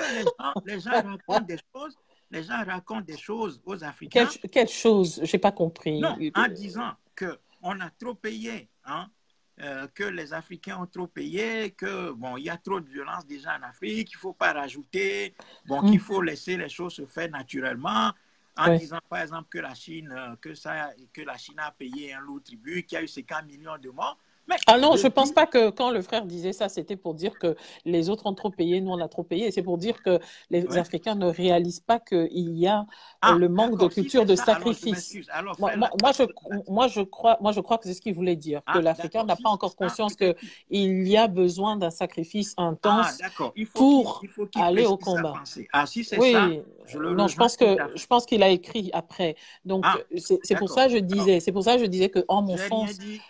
Non, c'est pour ça que je disais qu'à mon sens, la culture du sacrifice ne doit pas seulement s'arrêter à l'idée qu'on va se sacrifier en perdant nos vies. Il y a aussi la culture du sacrifice, de donner de sa personne à 100%. Ça aussi, c'est une façon de se sacrifier. Voilà, ça aussi, c'est une façon de se sacrifier. Parce que les Africains ont souvent tendance, et pour rejoindre ce que lui disait, c'est par exemple, je te donnais un exemple tout simple, quand tu viens leur parler de panafricanisme ou même tout simplement de la politique, ils vont te dire, pardon, moi je ne fais pas la politique. Donc voilà, si c'est pour leur parler de cheveux, de coiffure, de sapologie, on va aller à une fête, qu'il y a eu un enterrement, qu'il faut cotiser, que machin, l'Africain est là. Qu'il faut parler de Jésus, amen, l'Africain est là. Mais dès que tu commences à leur dire, il faut parler, il faut réveiller les Africains, il faut qu'on se batte, il faut qu'on se libère de systèmes qui sont en train de nous opprimer, il faut, les gens vont dire, pardon, moi je ne fais pas la politique. Alors que les autres pays qui ont justement, quand on voit par exemple le Venezuela qui est en train de se lever, ce n'est pas juste Maduro qui est en train de se lever contre les systèmes qui veulent, c'est tout un peuple qui est là. La dernière fois quand j'avais suivi son live et que je voyais que tout le monde répondait présent, les fermiers, les gens, tout le monde était là debout pour dire on ne va pas se laisser abattre. Ils n'étaient pas en train de dire « Ah, moi, je ne fais pas la politique ». Tout le monde sacrifiait de son temps, de sa personne pour dire « On est là pour les autres, les uns les autres ». Donc, c'est ça la culture du sacrifice que les gens n'ont pas encore chez nous et qu'on devra inculquer petit à petit dans la tête des gens, en fait. Hein. Voilà. Et certains de nos compatriotes s'arrêtent tout simplement au changement de nom par... ils changent Désiré par Ouassiré, il devient Titan Kamon Kémy, pensant que il suffisait ça peut être une démarche personnelle pour que les choses changent. Non, il ne faut pas prendre ça. Il ne faut pas être trop sévère non, mon frère. Non, tu sais, je connais ce mouvement depuis 19 ans maintenant, depuis 2000. J'ai fréquenté tout ça, je connais tout ça. Donc, ne t'inquiète pas. Je parle en ayant les deux pieds solidement ancrés. Donc, il faut aussi... je connais tout ça. Donc, c'est-à-dire, nous n'allons pas refaire l'Afrique en faisant du maquillage, en faisant du cosmétisme, en faisant de petits changements de nom pour dire Kémy, Totep, et tout ça. Et mon frère, il faut laisser Otep pour... C'est-à-dire qu'il faut dépasser tout ça. C'est-à-dire, tu es OK, tu t'appelles Kémy maintenant, sauf que l'Afrique ne nous appartient pas. On a retrouvé nos racines égyptiennes, on a changé de nom, sauf que notre espace territorial ne nous appartient pas. Donc, il va falloir gravir un deuxième palier pour, c'est-à-dire se fonder sur le changement de nom, c'est-à-dire la reconnexion avec l'Égypte antique, avec nos ancêtres, pour dire que nous étions un grand peuple. Nous avons retrouvé la grandeur de nos ancêtres en redécouvrant leur nom, en redécouvrant leur grandeur. Maintenant, il faut aller à l'étape supérieure pour reconquérir l'espace et travailler de sorte à réorienter les ressources africaines vers la satisfaction des besoins africains. Donc, voilà ce que je veux dire. Et puis, j'en aurais terminé. Je termine juste un peu, pardon. Je termine juste un peu parce qu'il y a peut-être d'autres qui veulent intervenir et moi aussi, je dois m'arrêter. Donc, je voulais juste te dire, pour revenir sur cet aspect-là, parce que tu avais effectivement parlé de ça à ton dernier live, où tu mettais quand même un point en disant, attention, c'est pas le fait de s'appeler Ouassiré, je sais pas qui, Kamit ceci, ou bien dire des Otep, ça me faisait trop rire et j'arrêtais pas de mettre en commentaire Otep ou mon frère Otep. Je veux quand même préciser qu'il y a quand même une démarche personnelle dans tout engagement. Donc, il ne faut pas trouver des sujets et mettre des points qui risquent de nous désaccorder ou qui risquent de frustrer certains, qui risquent de penser à encore un qui veut venir dire que moi, ma démarche que je fais vers mes ancêtres est une démarche qui ne sert à rien. Il faut bien comprendre que, par exemple, moi, sur les réseaux sociaux, je m'appelle Assoua Possale Kambi. C'est pas mon nom sur mon acte de naissance. Possale Kambi, c'est le nom que mon père avait voulu me donner, que malheureusement on n'a pas écrit sur mon acte de naissance. J'ai voulu faire ce choix-là, connaissant les idéologies révolutionnaires de mon père, en me disant que je veux avoir maintenant ces idées révolutionnaires et ce nom m'appartient parce que c'est un nom africain qui me ressemble le plus. C'est une démarche personnelle, mais dans la démarche personnelle, on ne peut pas s'arrêter là, effectivement. Et c'est là que je te rejoins, à dire qu'on va changer juste un nom ou commencer à dire aux gens, au tête mon frère, au tête ma sœur. C'est pas tout. Le tout maintenant, c'est de savoir comment est-ce qu'on fait pour arriver à conscientiser les gens, à changer, à trouver, à ce qu'on puisse avoir des nouveaux hommes, des nouvelles femmes, des nouveaux Africains, des nouvelles Africaines qui défendent l'Afrique et les intérêts de l'Afrique. Au fond, on aura tout résumé avec ça. Parce qu'il y en a même d'autres qui ont les poils qui s'hérissent quand on leur dit panafricanisme. Dès qu'on entend le mot là, ils sont là comme si on les avait fouettés 100 fois sur le dos. Alors qu'au fond, le tout, c'est quoi? C'est de dire qu'il nous faut des changements de mentalité de façon à ce que nous soyons des hommes et des femmes de nouveaux calibres capables de défendre bec et ongle les intérêts de l'Afrique et on doit inculquer ça dans la tête de tous les Africains que l'on trouve. Défendre les intérêts de l'Afrique, c'est justement revenir aux fondamentaux, justement poursuivre le travail que nos pères avaient déjà commencé et justement aller à l'encontre de ces puissances qui sont en train de nous dépouiller et qui sont en train de faire de l'Afrique vraiment un asile psychiatrique à ciel ouvert, mais aussi un tombeau à ciel ouvert, où tout ce qui intéresse les gens, c'est seulement venir chercher des matières premières. Bon, donc je vais m'arrêter là, je ne vais pas continuer, parce que sinon on va se faire des ping-pong, on ne va jamais finir. Ouais, t'as vu, t'as envie de dire encore un truc. Non, ça va, je vais continuer avec les autres. Merci beaucoup, hein. Merci pour ton intervention. Merci. Je continue le travail. Au revoir. OK. Tu raccroches, je ne sais pas comment est-ce qu'on raccroche. Hein. Je ne sais pas comment on raccroche. D'accord, je vais voir. OK. Alors, merci la sœur. Bon, il y a beaucoup de choses qui ont été dites. Je vais reprendre 2-3 commentaires. Il y a quelqu'un qui dit « Je reste convaincu que le réveil peut se faire sans effusion de sang. Le sang qui devait être versé a déjà été. Sankara, Lumumba, Garvey, Lumumba, Olympio. Maintenant, il nous manque le sacrifice mental et intellectuel. » Non. Le frère Ferdinand, les cabotes, je ne sais pas d'où vous sortez ça, mais c'est une fausse approche des choses. Je vous le dis très calmement. Parce que le sang libérateur n'a pas encore coulé en Afrique. Voilà. Nous ne sommes pas en train d'appeler au sang. Hein. Il faut qu'on s'entende très bien. Nous ne sommes pas en train de dire qu'il faut aller, disons, verser le sang en Afrique. Non. Nous disons que nous devons aller à la reconquête de notre espace territorial et cela passe par un mouvement insurrectionnel populaire. Donc, il y a un prix à payer. Je défie encore une fois quiconque de nous apporter la preuve qu'il y a un pays, un grand pays ou un grand continent qui s'est fait ou qui s'est refait dans l'histoire de l'humanité sans assumer ses responsabilités. Donc oui, il va y avoir la destruction du cadre colonial qui est érigé en Afrique. Cela va absolument coûter quelque chose aux Africains. Je ne sais pas dans quelle mesure ni dans quelle ampleur, mais je sais que l'histoire nous a tracé une voie. Et il ne faut pas craindre d'appeler les choses par leur nom, de dire les choses telles qu'elles sont. Donc, s'il y a des Africains qui continuent à raisonner sur la base de la révolution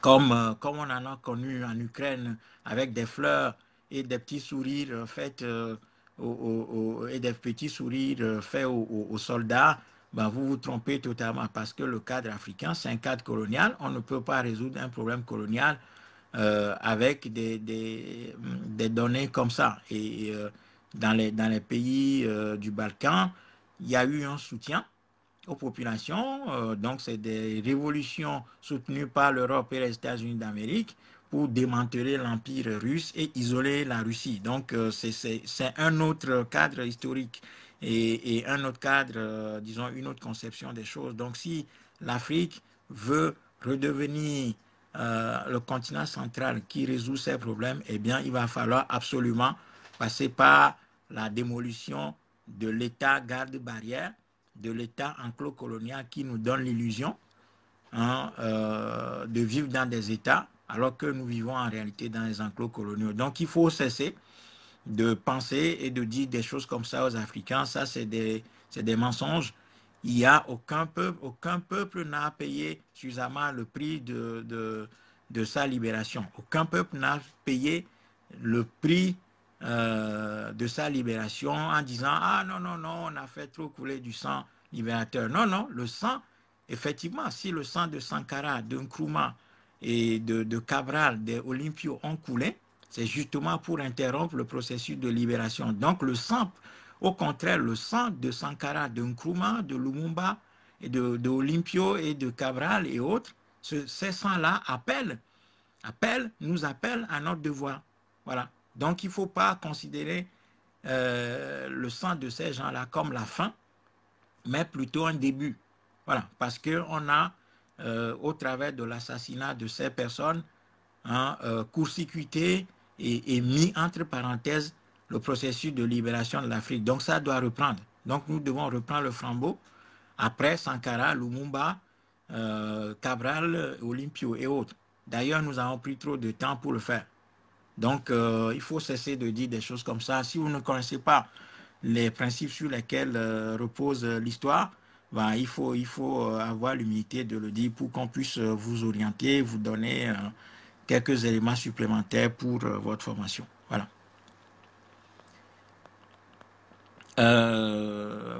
Quelqu'un me demandait le sujet de ce soir. Ben, le sujet, c'est de parler de la, disons, de la nécessité de la libération du continent africain. Est-ce qu'il y a nécessité de libérer le continent africain? Si oui, quel est le plan stratégique que nous avons pour libérer l'Afrique et la reconstruire?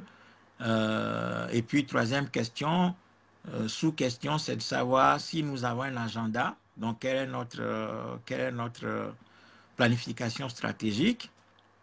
Ensuite, quatrième question, quels sont les moyens que nous avons à mettre en œuvre pour pouvoir réussir cette œuvre qui est la nôtre? Donc, voilà les points sur lesquels nous sommes en train de réfléchir ce soir. Et je pense que dans quelques instants, je vais mettre fin à ça. Je reprendrai la thématique, cette grande thématique plus tard.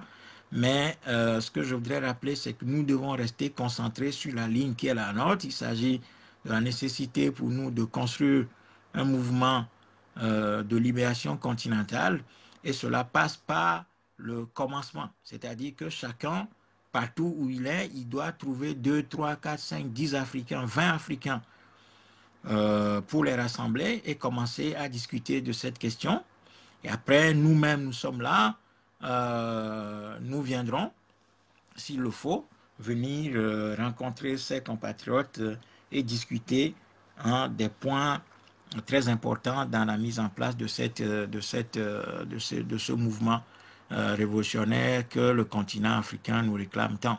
Parce que les gens disent qu'ils ont tout essayé, sauf que l'histoire, elle est cruelle avec les peuples qui rusent avec leurs problèmes et qui veulent trouver des raccourcis à leurs problèmes. Les problèmes se posent, il faut les examiner froidement, il faut les voir dans leur réalité et leur trouver les solutions convenables, les solutions adaptées. C'est-à-dire que si effectivement nous continuons à vouloir trouver des solutions inadaptées aux problèmes réels qui se posent à nous, il est évident que nous ne trouvions jamais ces solutions. Il est évident que nous nous fatiguions sur des pistes qui ne nous amènent pas aux solutions, mais plutôt d'impasse en impasse. C'est pour ça qu'il faut à un moment donné reprendre ses esprits calmement pour voir ce qui fait, quels sont les principes et les lois sur lesquels repose l'histoire, quels sont les enseignements que l'histoire a donnés aux peuples qui sont dominés, comment les peuples dominés se sont pris pour s'en sortir. Voilà. Donc après, il y a eu plusieurs commentaires que je n'ai pas pu lire. Il y a d'autres personnes qui ont dit, j'ai vu qu'entre-temps, il y a quelque chose qui était dit sur Kémy Séba, qui aurait fait du lobbying, lequel lobbying était en train de payer par le démantèlement du franc CFA et son remplacement par l'éco. Bon, je pense que les Africains, bon, voilà, on aime trop les choses faciles, quoi. Et puis les gens nous disaient aussi, il y a quelques personnes qui disaient que il faut qu'on rassemble tout le monde. Bon, non, notre vocation, je le dis encore une fois, le Mortra ne veut pas rassembler tout le monde. Ce n'est pas tous ceux qui disent panafricanisme qui sont dans le combat. Donc nous, ce que nous cherchons à faire, c'est d'abord clarifier nos idées, les imposer pour pouvoir trouver les moyens qu'il faut pour les implémenter, pour pouvoir mettre en œuvre nos idées. Et dans ça, un courant politique, un courant idéologique doit s'affirmer avant de chercher les alliances. L'idée n'est pas ici d'aller rassembler les serpents, les coqs, les agneaux, les loups, les léopards, les guépards, les crocodiles, les agneaux, le bœuf, et tout ceci, les lézards, et les rassembler dans un cadre unitaire pour dire qu'on est en train de faire l'unité. L'unité ne se fait pas comme ça. L'unité se fait sur la base des idées claires. Et la confusion des idées entraîne forcément la confusion des moyens, ce qui entraîne, in fine, la paralysie de l'action. Donc, nous sommes dans une clarté. Ceux qui veulent travailler autour de ces idées-là, c'est eux que nous sommes en train de chercher à rassembler d'abord. Après, on verra les alliances. Donc, voilà, nous, notre méthode de travail, c'est ça. Il ne s'agit pas de rassembler tout et n'importe quoi pour être dans la paralysie. C'est ce que Nkrumah et les autres ont fait en allant rassembler le groupe de Casablanca et le groupe de Monrovia. Et ça a donné ce que ça a donné, c'est-à-dire l'Organisation de l'Unité africaine, l'OUA, qui a été convertie ensuite en Union africaine, ce qui est le détournement des idées de Nkrumah et de ses amis. Donc voilà, nous ne voulons pas ça. Très clairement, nous avons appris de l'histoire. Nous avons grandi, nous avons appris de l'histoire et nous savons quelles sont les erreurs et les fautes qui ont conduit parfois à des tragédies dans notre histoire. Et nous savons aussi que quelqu'un comme Thomas Sankara, c'est ça, le fait de vouloir rassembler tout le monde, on ne touche à personne, on laisse même les ennemis qu'on a identifiés dans les rangs, eh bien ça a court-circuité, ça a mis fin au processus révolutionnaire au Burkina Faso. Voilà, c'est très simple. Par contre, Nkrumah et John Jerry Rawlings au Ghana, il a fait le ménage, il a fait le boulot. Le Ghana a une autre approche et a connu un autre sort. Donc voilà, il faut être lucide. Hein. Nous sommes très lucides. Voilà.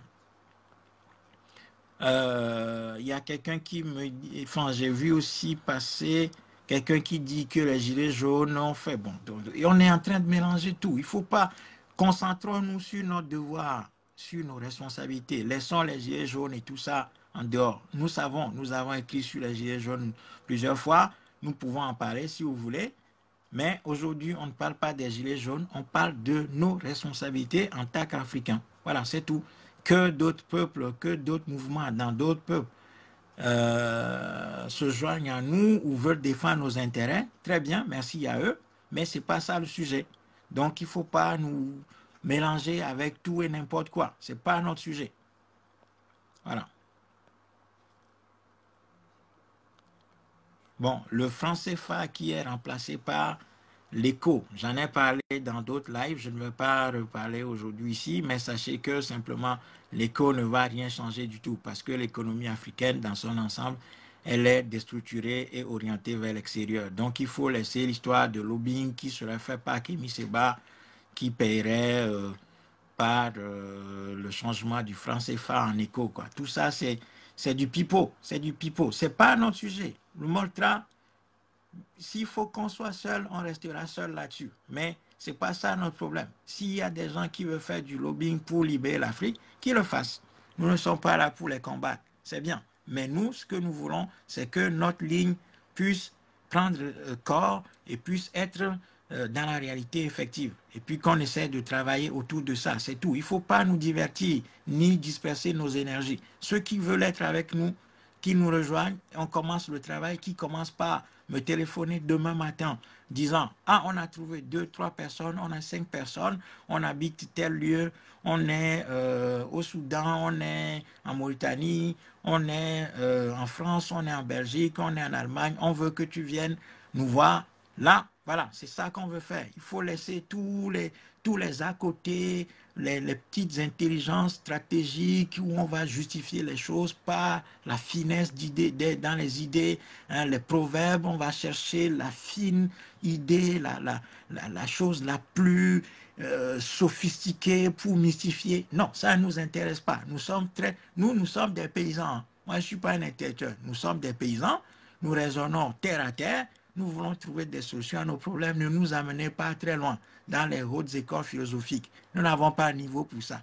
Nous sommes des paysans, nous voulons résoudre nos problèmes, c'est tout. Il ne faut pas nous amener dans des écoles de pensée qui sont très loin de notre connaissance. Voilà, nous ne sommes pas capables de comprendre ces choses-là. Donc, laissez-nous à notre petit niveau où nous voulons travailler avec ceux qui ont compris que l'histoire ne prescrit d'autres solutions que la solution insurrectionnelle populaire, méthodique au continent africain. C'est tout.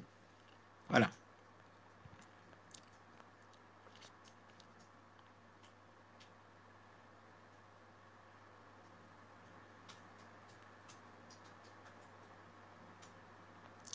Ok, alors,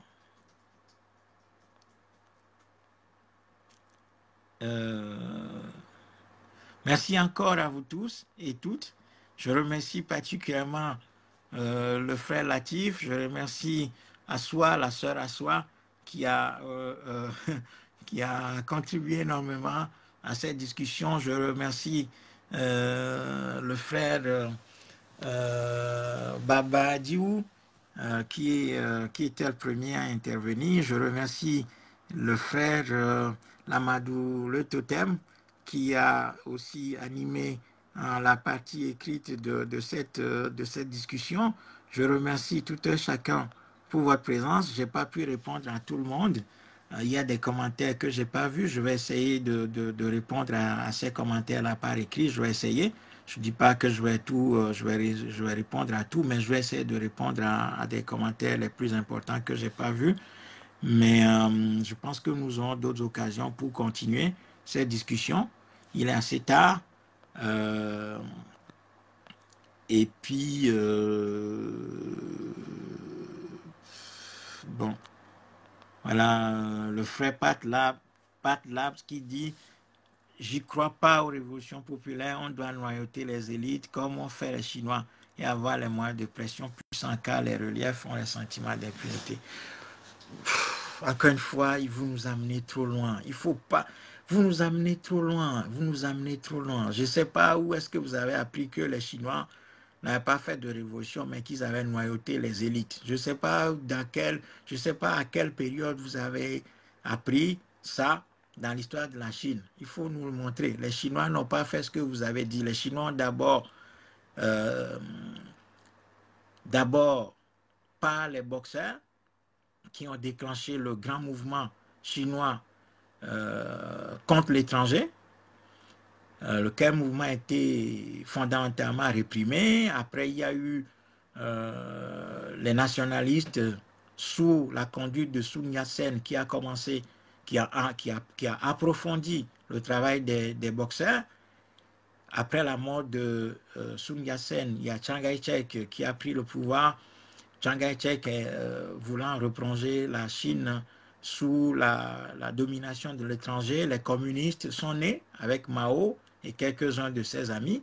Et c'est là le tournant de l'histoire de la Chine, c'est-à-dire que Mao a pris conscience des réalités de l'histoire et a construit un puissant mouvement révolutionnaire avec ses amis. Et c'est ainsi que Mao et ses camarades, dans un travail d'effort titanesque, ont mobilisé les Chinois qui ont été beaucoup massacrés, qui ont beaucoup souffert. Et finalement, en 1949, ils ont détruit les seigneurs de guerre et le pouvoir de Sun Yat-sen qui a engagé 5 batailles extrêmement violentes contre le mouvement révolutionnaire du peuple. C'est comme ça que la Chine a opéré pour détruire la domination du pays et opérer pour sa libération.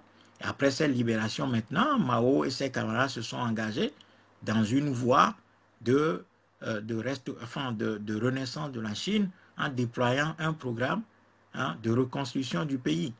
Voilà, donc je ne sais pas où est-ce que vous avez appris qu'ils ont noyauté les élites. Et qu'est-ce qu'ils ont fait quand ils ont pris le pouvoir?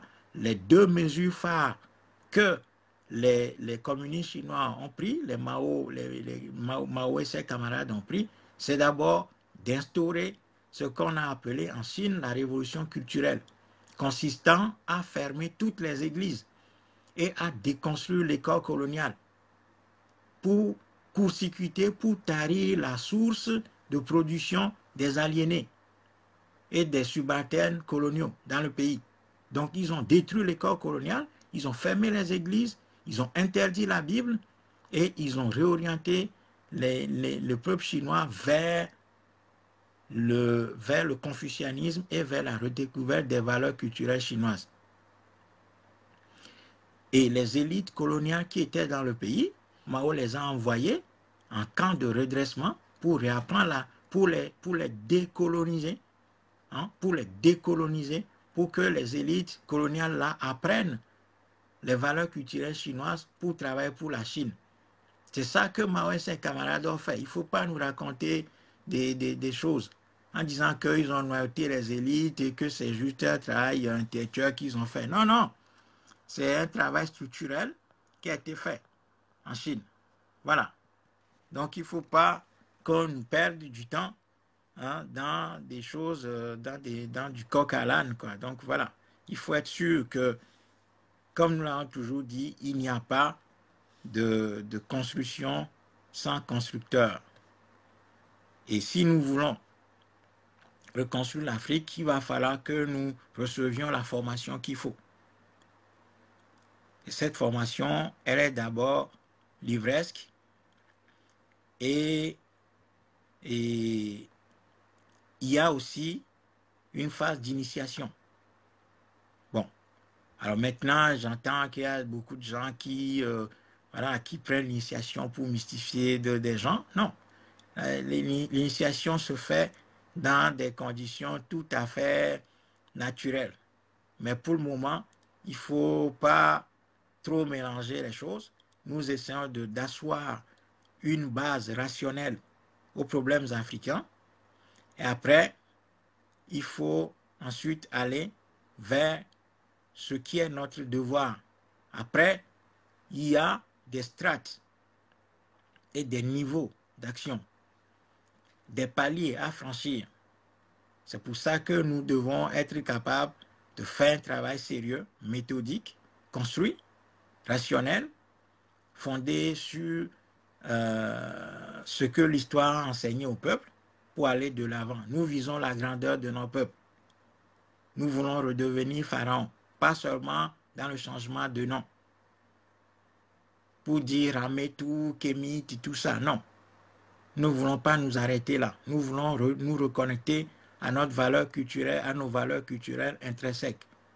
Ce n'est pas les racines solidement fixées au sol qu'un arbre produit des feuilles.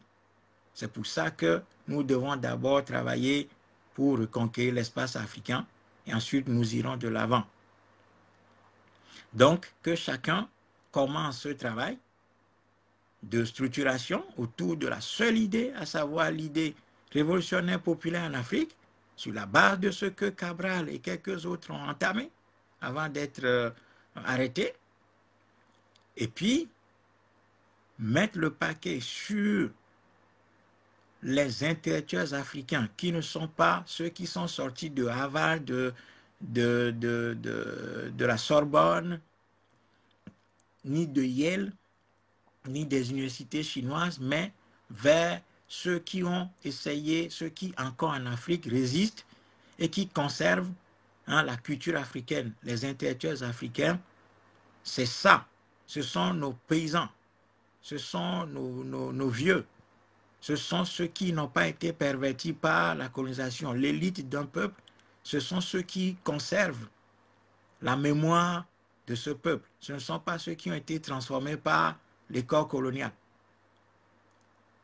Donc, travaillons là-dessus, que chacun commence par trouver 2-3 personnes autour de lui et le reste suivra. Dans la logique de Nkrumah, continuons à dire que, acquérant le pouvoir politique, le reste nous sera donné de surcroît. Pas la peine de se promener dans des sentiers battus, disant il faut avoir le pouvoir économique, l'industrie d'abord, le commerce, tout ça là, ça n'existe pas. Dans une colonie, ça n'existe pas. Dans un système colonial, il ne peut pas y avoir d'industrialisation. Il ne peut pas y avoir d'économie autonome qui fonctionne autrement. La seule idée qui s'impose à nous, c'est la construction d'un mouvement populaire. Parce que notre peuple a la capacité de se libérer et de se reconstruire. Nous sommes de dignes fils de pharaons et de grands rois africains. Le monde ne nous attend pas. Les gens progressent tous les jours. Les gens progressent tous les jours pendant que nous reculons. Donc, il faut prendre la mesure de la gravité de la situation et comprendre que pendant que les gens se dotent des bombes les plus terrifiantes, nous continuons à nous amuser, à prendre les makosso, à prendre les doxy yao, à nous amuser avec les fesses de Maria Mobile ou de Lolo Beauté ou les seins nus dehors, danser, amuser la galerie, alors que des choses graves se passent sous nos yeux, où nous voyons que des peuples sont en train de s'asseoir et d'asseoir leur domination, leur puissance sur notre terre. Nous nous amusons, nous rigolons avec les Makosso, avec les faux prophètes, avec les généraux Makosso qui nous amusent avec des dieux au Bénin, de Banamé, ou des choses comme ça, et on rigole, alors que les vrais défis nous attendent.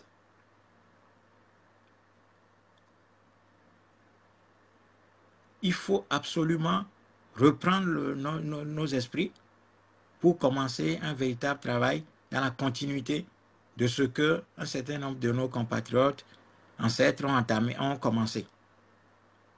Voilà l'exercice auquel nous vous appelons. Et rien ne doit nous détourner de cette voie. Il ne faut pas être diverti par d'autres idées. Le syncrétisme dans la pensée conduit à la confusion. Il faut avoir des idées claires. Ce n'est qu'en ayant des idées claires qu'on est conscient des devoirs que l'histoire nous assigne. C'est pour cela qu'il ne faut pas trop, se disperser. La seule idée que l'histoire nous montre, c'est la voie de la construction d'un mouvement de libération. C'est tout. Tout le reste ne nous intéresse pas. Il ne faut pas perdre notre énergie là-dedans. Voilà. J'ai parlé de Sankara et autres tout à l'heure. Je pense que le débat continue. Bonne soirée et bonne journée chez vous. Que nos ancêtres veillent sur vous.